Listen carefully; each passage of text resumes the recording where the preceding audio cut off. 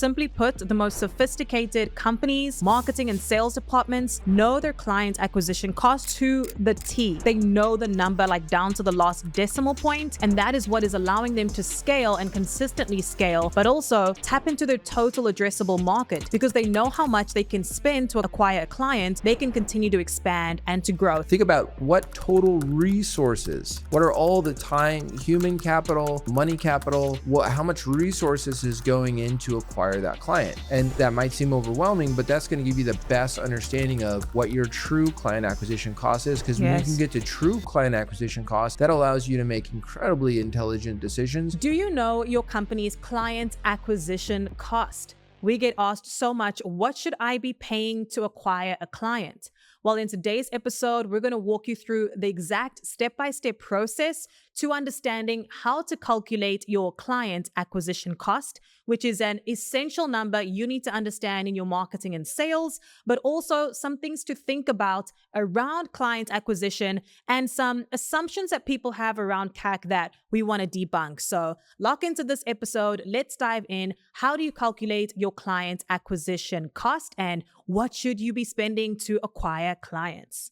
Let's go, Tim. Yeah, let's first start off on, don't look at your client acquisition cost as like, well, my current business model, what can my current business model support? So what I mean by this is, say you're growing, maybe a lot of your stuff has happened from just organic growth.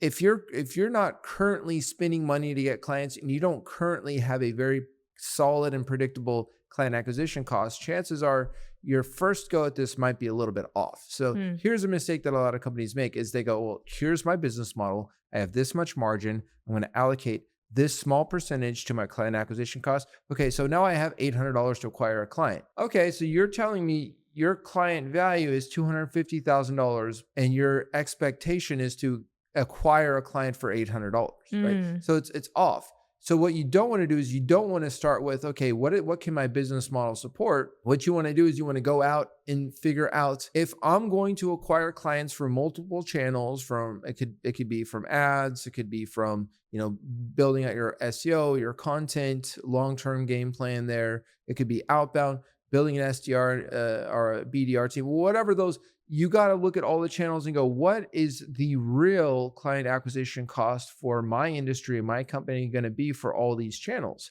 Then you want to build your business model to support that, because I promise you, the client acquisition cost is not cheap. It's not going to go down. It's not going to get less expensive. Maybe temporarily new technologies come out. If you're a first adopter, you use it, you get a lower client acquisition cost, then everybody jumps on it and it goes back to what it was, right? Which is always rising. And so you want to first figure out all of the different channels that long-term I want to be playing in and getting clients from, then figure out truly what is my client acquisition cost going to be on those channels, full client acquisition cost, which we'll talk through how to calculate that, then build your business model around supporting that with extra for margin, because the industries, the markets can change super quick, and those with the most allocation for client acquisition are in the most margin to be able to do that are going to win. I mean, one of our clients we just took on, they've been doubling in size every year for the past 7 years. They put 30 to 35% of their revenue to client acquisition. So they understand that, and that's why they've been able to grow so much. So as we go through this, how to calculate it, you want to first figure out what the real client acquisition cost for your industry is and can potentially inflate to be on all different channels. And then you reverse engineer your business model to support that. Yes, one thing that we've noticed working with so many businesses, especially on the marketing and sales side, is that people have very wrong expectations around what their client acquisition cost should be. Very often it is lower than what it actually is or what it should be. So keep in mind, for scalability, for being able to acquire clients in markets and in the marketing industry that is always fluctuating, that's always changing, where client acquisition costs will skyrocket. In order to be able to sustain your business and to be able to scale long term, you have to have realistic expectations around what you should be paying to acquire a client. So keep that in mind, that what you potentially are thinking right now in terms of your client acquisition cost may be way off from what it actually takes to acquire clients, whether it's through outbound, direct outreach, paid ads, all of those good things And there's a lot of misconceptions around how people actually calculate client acquisition cost. So we're going to walk you through the step-by-step on how to calculate that specifically. Yeah. And remember, the more market saturation you have, the more expensive it gets. Getting your first few clients can be incredibly cheap. Doing your first, scaling up your first ad campaigns once you get it dialed in, it's great. The moment you want to scale and saturate a market, it gets more and more expensive to keep growing too. So you got to also keep that in mind. I'm going to give you another really good reason why you want to have these numbers. Super important. So I was talking to a client of ours the other day when we were in the process of bringing them on, said, hey, what's your client acquisition cost? The guy knew it. It was $200,000 lifetime gross profit. So he wasn't even thinking like lifetime value. He's the lifetime gross profit. This guy knew it down to the profits. I said, what's your client acquisition cost? And it was like $8,000 or $9,000. I'm like, great. So I know this guy's got his stuff dialed in. He knows what his real client acquisition cost is. He knows what he's going to make on a client. And guess what? He's the number one in their niche, in their industry. I'm just absolutely dominated and saturated. So having that kind of experience and expertise allows you to go to if you're outsourcing, if you're bringing a team in-house, it makes you, it gives you the ability to make very, very, very calculated decisions, very data-driven decisions. And when you talk to at Pima, we're very high level. We talk to a lot of people.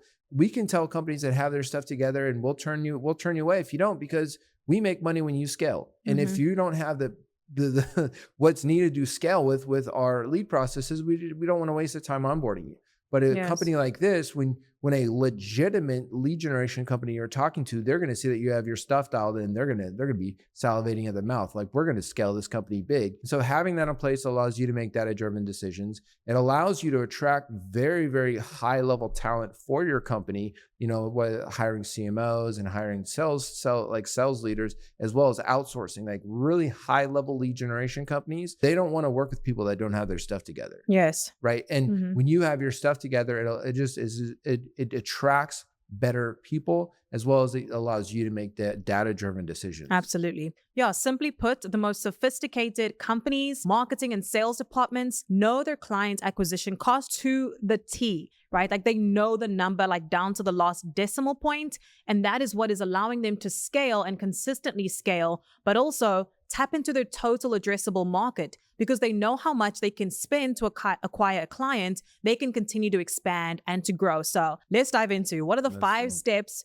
to calculating your client acquisition cost. If you've never calculated it before, this is a really simple guide on how to do it. Take out a pen and paper, a notepad if you need to, so that you can start to jot some of these things down. We made it very simplified, but of course, there's several different ways that you can calculate it. Here's what we found works best.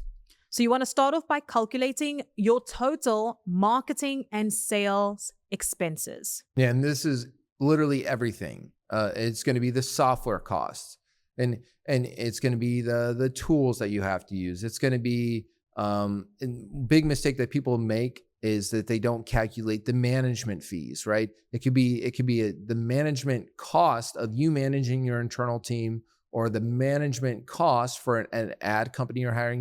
Too many times I'll see people come in and they go, here's our client acquisition costs on our Facebook ad channel. Well, what is your client acquisition cost? How much are you investing to, how much are you paying that ad company to manage? How much time is being spent to manage the ad company? How much time is being spent and money is being spent? Think about what total resources, what are all the time, human capital, money capital, how much resources is going in to acquire that client. And that might seem overwhelming, but that's going to give you the best understanding of what your true client acquisition cost is. Because when you can get to true client acquisition cost, that allows you to make incredibly intelligent decisions when it comes to, do I outsource this piece or do I keep this in-house? Because if you don't, if you're outsourcing, you might think that the client acquisition cost is lower or higher, when in fact it's different. Because if you're not calculating all the pieces, then it can be messed up. So think about end to end, what are all the time and human and financial resources that go into acquiring a client, calculate the expense on all of those. Yes, here are some examples of things that you can include in this calculation, but again, try to make it as comprehensive as possible. Every single marketing and sales expense. So advertising cost, sales team salaries, marketing team salaries, content creation, tools, platform, event sponsorships, anything that's an expense that's directly related to marketing, to sales, to attracting new clients, jot those down. That's going to be your total marketing and sales expenses. I mean, as a business owner, as a department lead, you should know these numbers already. But start to think about, are there any other expenses that are going into my marketing and sales that I'm not thinking about yet? And try to include everything in this first step. That takes us into step number 2, which is to track new client acquisition. Simply put, you are jotting down how many new clients did we sign up, the total revenue that came in from new clients. Yeah. So point 2 is pretty simple. It's how many new clients did you get? That's it. Make sure you're tracking each, referral versus ads versus outbound. Yeah. So you could do this really simply on like a software. If some people use it, their CRMs to calculate. Maybe you have a very detailed like tracking spreadsheet that captures every new client acquisition, but just making sure that those numbers are accurate at every point in that conversion cycle. And it's not closed till it's closed. Right. Correct. Don't include anybody that's in the pipeline in this number. Step number 3 is to perform that basic client acquisition cost calculation. So very basic calculation, again, total marketing and sales expense divided by the number of new clients. That's going to give you your client acquisition cost. Once you know your overall client acquisition cost, the next step is to make sure it's segmented by marketing channels, by lead channels. Essentially, what are all the different channels that I'm using? What are the total cost of each channel? What is the total closed deal of each channel? And you will have a segmented client acquisition cost. And here's something very, very important to note is some channels are going to have a lot better client acquisition costs than others. Yeah. You don't always want to cut a channel just because it has a higher client acquisition cost than you would like. What you're kind of looking for, and this is similar to anybody that runs ads knows this, is you're looking for the overall performance of these channels. Unless one is incredibly just terrible, if one's like, it's not great, but it's still getting us clients.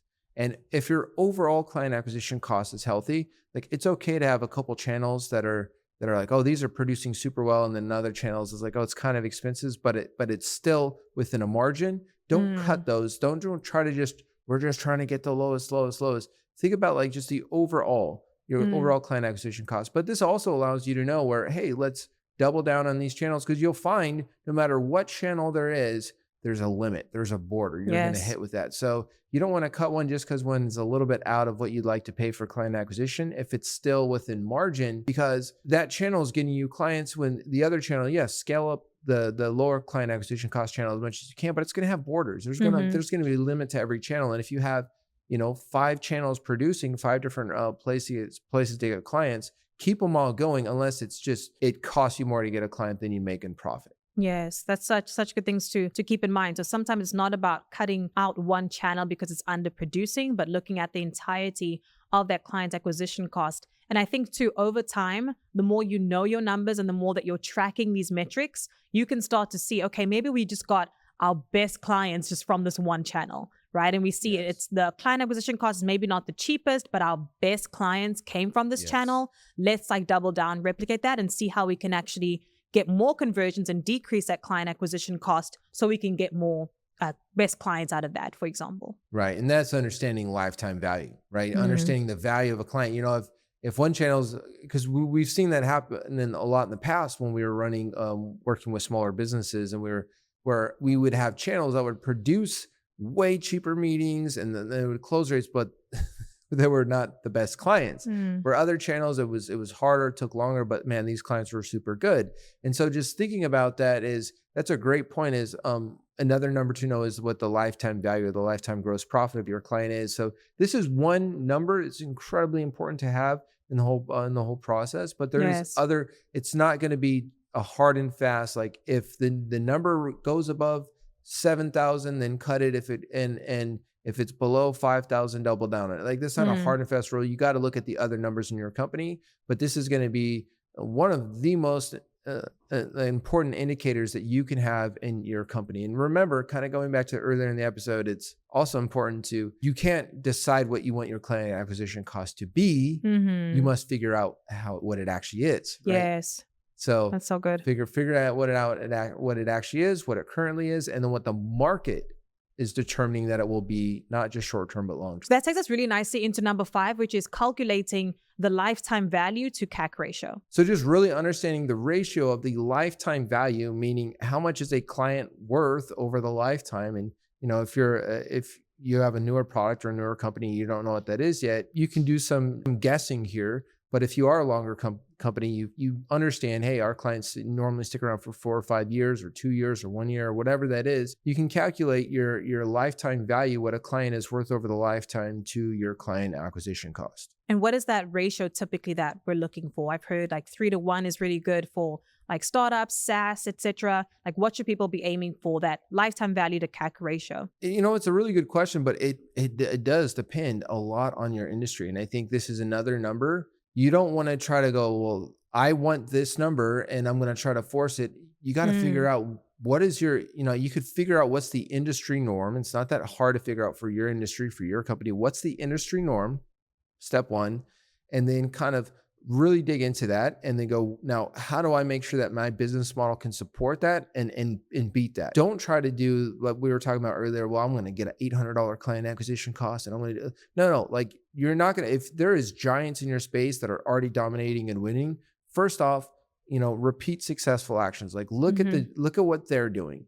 They got there because they're doing something smart. Yeah, you might have some innovation, some things, that you feel like are better than what they have, but they've done a lot of really smart things that got them to where they're at. So figure out what are the giants in your industry? What are the people absolutely dominating? Now, what are the other companies about your size or a little bit beyond you? What are the giants doing, and what were they doing to get to where they're at? And then just replicate that. And then once you understand what those numbers are for your industry, then set that as a baseline, and now you have a target to reach, and then you can do what we call at our company, Pima, stretch goals. Or it's not that we came up with the stretch goal idea, but we do that all the time. It's like, here's the goal, which is the minimum we're shooting for. That might be 30% on our baseline, right? Then there's like the baseline goal, and there could be like a stretch goal where you're just like 30% over what the industry baseline is. That's so good. Businesses that understand their numbers the most or the best are the businesses that win in the long run, because they can make the most strategic decisions. We have an entire episode on lifetime value, how to calculate lifetime value, how that plays into your overall strategy for marketing and sales. So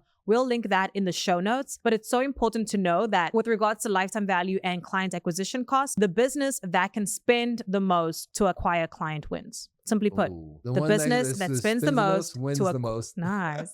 The one that spends the most wins the most. Simply put, like the companies that can spend the most to acquire a client, they dominate. Yeah. Because they can outspend you on a marketing channel any day. Yeah. And very often those businesses that are spending a lot to acquire clients is because they have an insane lifetime value, right? They bring their clients on and they stay with them years and years and years. And that's why they can spend more upfront on client acquisition. So keep that in mind. We'll link that other episode where we talk about lifetime value in the show notes. But knowing your client acquisition cost is a critical component to your marketing and sales systems. So we do hope that this episode was helpful in shedding light on just some of the client acquisition cost processes and how to calculate it for your business. And the ideas behind it, the winning ideas behind it. I like that. I'm going to start using it. Those who can spend the most win the most, right? But it's true, because think about it like this. If your client acquisition cost, you're like, wow, the most I could do is 5,000, because your lifetime value is low.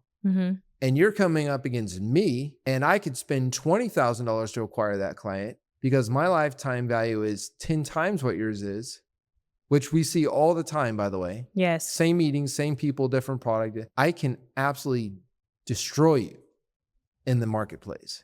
I can spend more money in advertising. I can do more outbounds because I can justify spending, so much more money than you that I'm going to be everywhere, which means that actually and potentially in the long run, my client acquisition cost is going to be less because I'm going to saturate the market. They're going to see me everywhere. Once somebody sees me everywhere, they trust us more. There's more authority built. And you're going to win the space. So those who spend the most win the most. Yeah, that's so true. So it's not to say that you have to inflate your client acquisition and go spend a bunch of money. The summary here is to know what that client acquisition cost is, because I tell you, 9 out of 10 businesses just don't know this number, period. They have no idea. So go through some of those steps that we described. Key here is to know what that client acquisition cost is. understand it in relation to your lifetime value for your business, and then start to make those strategic decisions to dominate your market. Again, this is The Takeover. If you're watching on YouTube, make sure to click that subscribe button so you get all of our hot videos when they drop. And if you're listening on audio, make sure to follow the show. Remember, domination is not a destination, it's a way of life. Stay winning.